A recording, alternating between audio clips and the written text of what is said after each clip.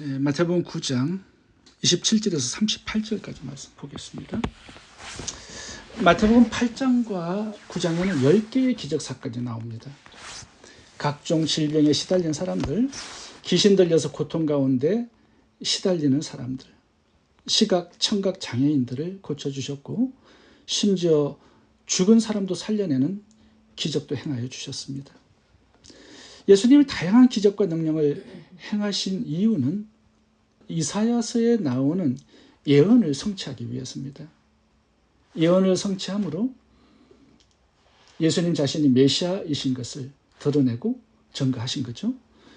이사야 35장 5절부터 읽겠습니다. 그때 소경의 눈이 밝을 것이며 기머거리의 귀가 열릴 것이며 그때 저는 자는 사슴같이 뜰 것이며 벙어리의 혀는 노래하리니 이는 광야에서 물이 솟겠고 사막에서 시내가 흐를 것입니다. 세리마태가 8장과 9장에서 10가지의 이 기적들을 집중적으로 기록한 배경에는 예수님이 이사야가 예언했던 바로 그 메시아다라는 것을 밝히 증거하기 위해서 그렇습니다. 그렇다면 예수님께서 이사야서에 나오는 많은 메시아에 관한 예언을 성공적으로 성취하시고 자신의 메시아 되심을 증거하는데 필요한 요소는 무엇이었을까요? 어떤 기초적인 기본적인 요소가 있습니다. 지난 시간에 저희들이 예수님의 메시아 사역을 4가지로 살펴보았는데요. 질병을 치유하시고 상한 마음 치유하시고 땅을 치유하시고 삶을 치유하시는 것입니다. 그런데 이 4가지의 메시아 사역을 성공적으로 수행하기 위해서는 이 필요한 기초적이고 기본적인 요소가 있어야 합니다. 그게 뭘까요? 오늘 본문에서 2가지로 살펴보겠습니다. 첫 번째는 긍휼의 마음입니다. 긍휼. 9장 36절 읽겠습니다. 무리를 보시고 불쌍히 여기시니 이는 그들이 목 잡는 양같이 고생하며 기진함이라. 예수님께서 불쌍히 여기셨습니다. 사람들을. 예수님의 공생의 사역 기간 동안에 모든 치유 사역과 모든 말씀 사역이 무엇을 기반으로 하고 기초로 하고 있냐 하면 긍휼입니다. 이 8장과 9장을 보면요. 12년 동안 혈루증 여인을 고쳐주시고 회당장 야이로의 딸을 살려주시고 시각, 청각 장애인들의 눈과 귀를 열어주시고 귀신들을 다 쫓아내주신 그 이유는요. 예수님께서 사람들을 불쌍히 여기셨기 때문입니다. 불쌍히 여기셨다라는 이 단어가 매우 많이 나옵니다. 예수님께서 여러 마을과 도시들을 다니면서 하나님 말씀을 가르치시고 전파하셨습니다. 그 이유도 사람들을 불쌍히 여기셨기 때문이라고 기록되어 있습니다. 병자들, 죄인들, 창기와 세리들, 사회에서 소외당하고 정죄받아서 갈 곳이 없는 사람들을 향한 예수님의 긍휼의 마음이 예수님의 사역의 기초요, 동기라고 가르쳐지고 있습니다. 그 긍휼의 마음을 타고 하늘의 능력이 나타나고 말씀의 권세가 나타나고 마귀와 귀신들이 쫓겨나갑니다. 모든 병자들을 고치는 치유의 능력도 이 긍휼의 마음을 통하여서 흘러나오는 것을 보게 됩니다. 예수님의 사역의 모든 능력이 사람들을 불쌍히 여기시고 민망히 여기시는 이 가슴에서 나온 것임을 볼 수 있습니다. 하나님의 나라가 무엇을 기초로 해서 이 땅에 임하는가? 긍휼의 마음입니다. 남의 아픈 마음을 함께 느끼고 남의 고통을 함께 짊어지고 싶은 이 긍휼의 마음이 예수님께서 구약의 예언을 성취하고 예수님의 메시아 되심을 증거하고 하나님 나라와 뜻을 이 땅에 이루는 통로가 된다는 이 중요한 메시지를 우리에게 전달하고 있습니다. 저는 그동안 사역을 하면서 치유의 능력이 나타나기를 기도했고요. 또 많은 성도들이 모이길 기도했습니다. 큰 교회당을 지을 수 있도록 기도했고요. 교회 재정의 풍성함을 위해서도 기도했습니다. 그런데 나에게 긍휼의 마음이 풍성하게 흐르게 해달라고 기도하지는 못했습니다. 예수님처럼 가난한 사람, 병든 사람, 고난당하고 시험 환난 당한 사람들을 향해 긍휼히 여기는 마음이 없는 것 같습니다. 연약한 것을 친히 담당하고 병을 짊어지시고자 하는 예수님의 마음은 없는 것 같습니다. 바리새인들, 서기관들처럼 무슨 죄를 지었기에 저렇게 벌을 받는가 비방하고 정죄함이 많았던 내 자신의 마음을 돌아보게 됩니다. 저는 그동안 말씀을 보면서 병자들을 치유하고 귀신을 내쫓는 예수님의 능력이 대단하다고 감탄을 많이 했습니다. 그런데 그 능력들의 출처가 어디인지에 대해서는 잘 살펴보지 못했습니다. 그런데 오늘 본문을 보니까 사람들의 아픔을 긍휼히 여기고 불쌍히 여기는 예수님의 마음에서 나왔다라는 것을 깨닫게 됩니다. 오늘 본문의 결론을 보면요, 추수할 것은 많고 일꾼이 부족하니까 주인에게 청하여서 추수할 일꾼을 보내달라고 기도를 하라고 말씀합니다. 그렇다면 추수할 일꾼을 보내달라고 기도할 때 어떤 일꾼을 보내달라고 우리가 기도해야 할까요? 능력 많고 은사 많고 학벌 좋고 돈 많은 사역자들을 보내달라고 기도해야 할까요? 오늘 본문을 이렇게 보면요, 예수님의 성품인 긍휼의 마음을 가진 일꾼을 보내달라고 기도하라고 말씀하고 있습니다. 주님의 일꾼들의 자격 조건이 학벌, 실력, 능력이 아니라 예수님처럼 죄인들과 병자들, 슬픔과 고통에 있는 이웃을 향한 긍휼의 마음, 이것이 중요하다고 말씀하고 있는 거죠. 이 긍휼의 마음이 사역자의 기본 성품이 되어야 한다, 이렇게 말씀하고 있습니다. 예수님의 긍휼의 사역을 배운 사람들을 통하여서 하나님의 나라의 추수 사역이 이루어진다는 사실을 교훈으로 받게 됩니다. 오늘 본문 다음에 마태복음 10장을 가보면 예수님께서 제자들을 둘씩 전도인으로 세상에 파송하는 장면이 나옵니다. 그동안 8, 9장에서 예수님의 10가지 치유 사역을 통해서 예수님의 긍휼의 마음을 발견한 사람은 성공적인 사역을 하게 될 겁니다. 그렇지 않고 은사나 능력, 기적에만 집중한 사람은요, 실패할 확률이 많다는 것을 알려주고 있습니다. 오늘 우리는 예수님 이후에 2000년이 지난 21세기에 살고 있습니다. 그때로부터 많은 세월이 흘렀고 시대는 변했지만 주님의 긍휼 사역은 시대를 초월해서 모든 성도의 기본 사역이 되어야 한다. 이것이 오늘 본문이 우리들에게 주는 교훈입니다. 오늘 본문에 나오는 불쌍히 여기다를 헬라어 원어 사전을 찾아보았습니다. 스플랑 크니조마이, 헬라어 원어의 뜻이 뭐냐면 창자가 끊어질 듯한 고통을 의미합니다. 예수님께서 목자 없이 방황하면서 기진한 군중들을 보면서 단순히 불쌍히 여긴 게 아닙니다. 내장이 뒤틀리는 그 아픔을 느끼셨어요. 예수님은 제자들에게 추수할 것은 많되 일꾼이 적다고 탄식하셨는데 왜 일꾼이 적을까요? 실력과 학벌, 능력 있는 사람은 많은데 긍휼의 마음이 있는 사람은 적기 때문입니다. 지식 많고 학벌 좋은 사역자들은 많아요. 근데 영혼을 바라보며 창자가 끊어지는 아픔을 느끼는 그런 사역자는 드문 것 같습니다.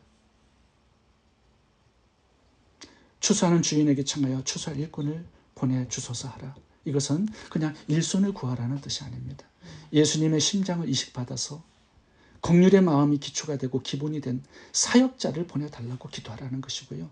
또한 내 자신이 주님의 긍휼의 마음을 가진 부모가 되고 그런 전도인, 사역자, 선교사가 되라는 뜻입니다. 두 번째, 메시아 사역의 기초는 우리들의 기도입니다. 우리의 기도가 없으면 메시아 사역하실 수 없습니다. 주님께서 풍성한 긍휼을 가지셨지만 그 긍휼이 자동적으로 흘러가지 않습니다. 우리의 기도가 없다면. 주님의 긍휼은요, 사모하고 찾고 구하는 자에게 흘러갑니다. 기도를 통하여서 이 세상에 릴리즈, 풀어지는 거예요. 그래서 메시아 사역의 기초는 주님의 긍휼과 우리들의 기도입니다. 이 동역이 이루어져야 돼요. 예수님 주위에는 항상 병자들이 많았습니다. 그런데 다 고쳐주시지 않았습니다. 예수님의 긍휼은 모든 사람들에게 흘렀지만 그 긍휼을 나의 것으로 받아 누린 사람은 소수였습니다. 왜냐하면 예수님의 긍휼을 사모하고 갈망하고 찾고 구하는 사람이 소수였기 때문입니다. 오늘 본문의 두 맹인을 살펴보겠습니다. 예수님 주위에 맹인들은 많았습니다. 그런데 예수님께서 오늘 본문에서 고쳐주신 소경은 두 사람밖에 없습니다. 왜냐하면 이 두 소경만 주님의 긍휼을 사모했고 구했기 때문입니다. 이 두 소경이 예수님이 지나간다라는 소문을 들었어요. 그때 예수님을 부릅니다. 예수여, 나를 불쌍히 여겨주소서. 힘을 다해서 외쳤습니다. 주위 사람들이 시끄럽다고 조용히 하라고 외쳤습니다. 그런데 그 꾸지람도 아랑곳하지 않고 창피를 무릅쓰고 계속 크게 부르짖은 것입니다. 왜냐하면 이게 마지막 기회거든요. 27절 읽어보겠습니다. 예수께서 거기서 떠나가실 때 두 소경이 따라오며 소리질러 가로되 다윗의 자손이여 우리를 불쌍히 여기소서. 예수님의 긍휼은요, 이 긍휼을 사모하고 찾고 구하는 자에게 주시는 것입니다. 얼마나 강렬하게 사모하고 찾고 구했습니까? 계속 따라다니며 응답 받을 때까지, 그 긍휼이 나에게 올 때까지 크게 소리를 치면서 예수님을 따라갔다라고 기록해 있습니다. 우편 강도도 얼마나 간절히 주님의 긍휼을 사모했겠습니까? 지옥문 앞에서. 수가성 여인도 다른 방법이 없었어요. 예수님의 긍휼을 강렬하게 사모했을 겁니다.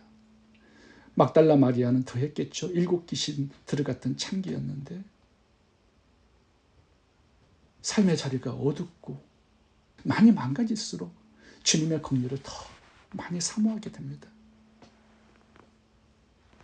수로보니게 여인처럼 주님이 3번 시험해도, 개 취급을 해도 주님의 사랑과 인자하심을 끝까지 믿고 주님의 부스러기 은혜와 긍휼을 달라고 지속적으로 주님 앞에 매달리고 간구하는 자들이 주님의 긍휼은 풍성히 흐르는 것입니다. 주님, 내 문제를 긍휼히 여겨주세요. 내 남편을 긍휼히 여겨주세요. 내 자녀를 긍휼히 여겨주세요. 내 오래된 병을 긍휼히 여겨주세요. 풀리지 않는 나의 가난을 긍휼히 여겨주세요. 항상 주님의 긍휼을 사모하고 찾고 구할 수 있기를 바랍니다. 오늘 본문이 주는 중요한 교훈이 하나 더 있습니다. 그것은요, 주님의 긍휼을 끝까지 포기하지 말라는 겁니다. 두 소경이 눈앞이 보이지 않습니다. 그런데 예수님을 따라가면서 소리를 질렀다고 기록되어 있습니다. 다윗의 자손 예수여, 나를 불쌍히 여기소서. 이 소리질러라는 이 단어를 헬라어 원어로 보니까 현재 진행형 동사입니다. 그러니까 한두 번 외친 게 아니에요. 계속 소리를 지르며 예수님을 따라간 것입니다. 근데 예수님 봐보시면 28절 봐보세요. 이 맹인들의 외침을 무시합니다. 집으로 그냥 들어가 버리셨어요. 28절 읽어보겠습니다. 예수께서 집에 들어가시매 소경들 무시당했습니다. 소경들이 따라오거늘 포기하지 않았어요. 예수께서 이르시되 내가 능히 이 일을 할 줄을 믿느냐 대답하여 주여 그러하오이다. 다른 때는요, 예수님께서 그 자리에 멈추십니다. 누가 도움을 청하면. 그리고 바로 고쳐주세요. 근데 이 맹인들은요, 그들의 부르짖음에 즉각 반응하지 않았습니다. 그냥 가던 길을 가십니다.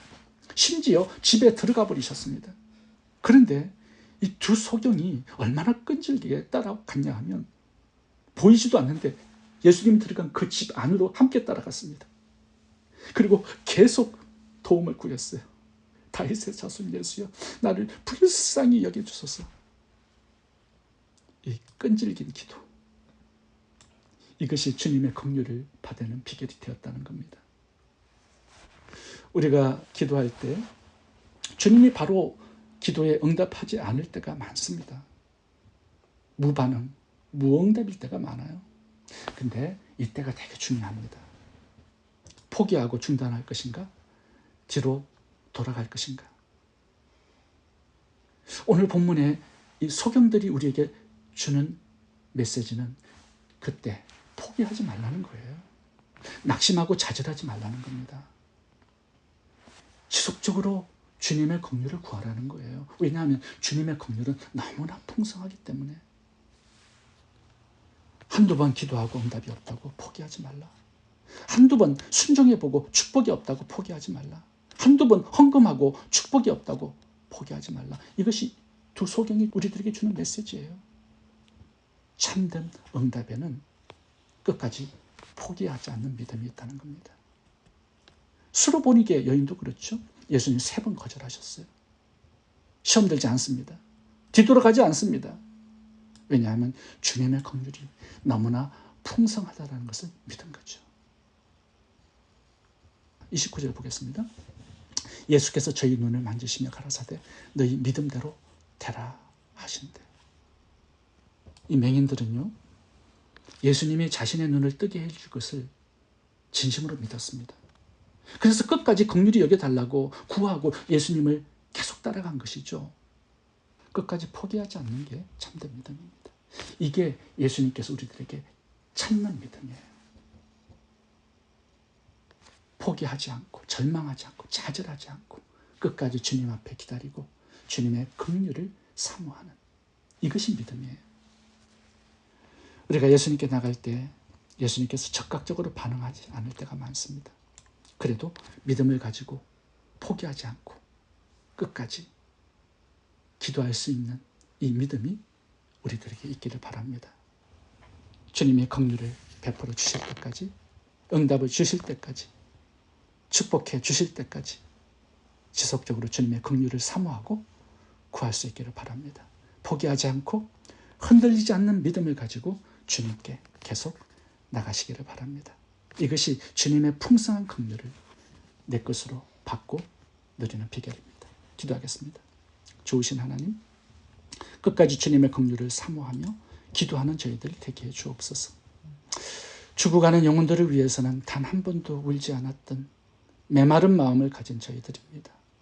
주님의 긍휼의 성품을 가지고 가정과 교회와 직장과 사회를 섬기는 작은 추수꾼으로 사는 은혜가 저희 모두에게 있게 해 주옵소서. 아멘. 예수님 이름으로 기도합니다. 아멘. 좋은 저녁 되시기 바랍니다. 네, 감사합니다.